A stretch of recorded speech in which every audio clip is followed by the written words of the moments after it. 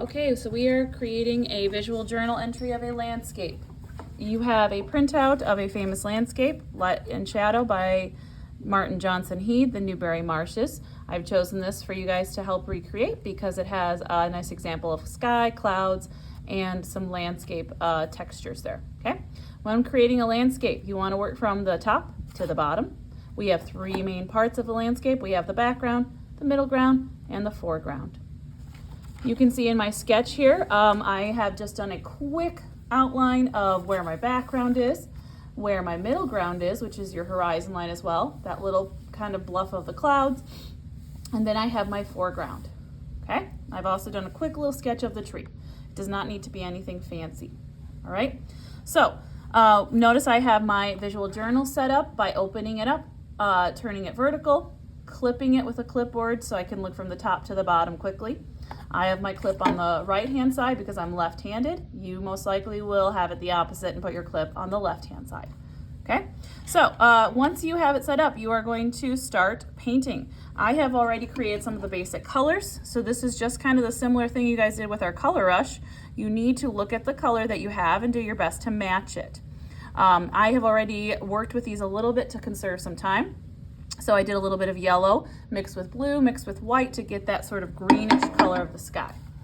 I'm going to go in with my round tip brush and I'm just going to paint horizontal brush strokes to get the base of the sky. Okay.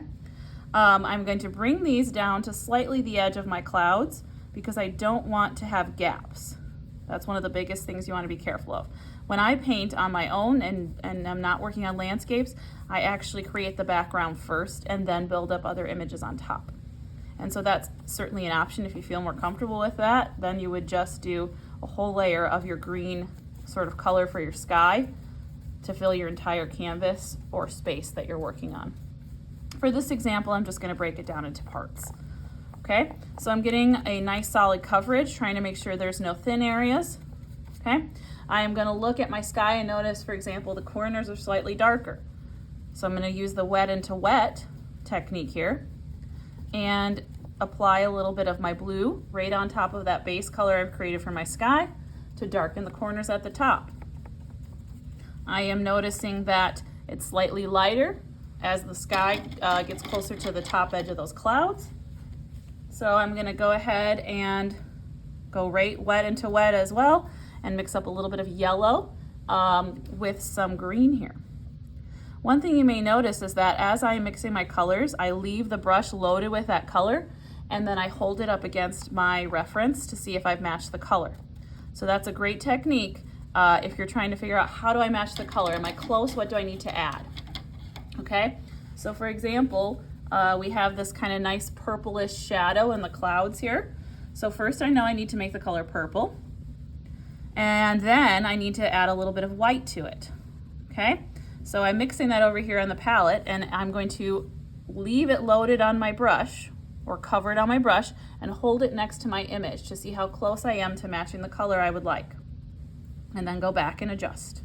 And add a little bit of black this time. Okay, and just know that you don't have to get the right color the first time. That's the nice thing about painting. You can do a lot of layers.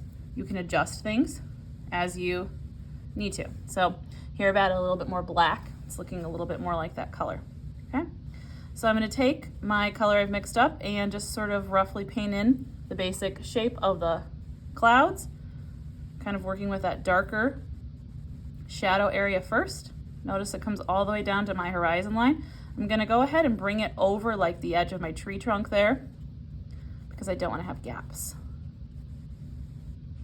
Okay, and remember that everyone's is going to look a little bit different. That's fine. We're all learning here, okay?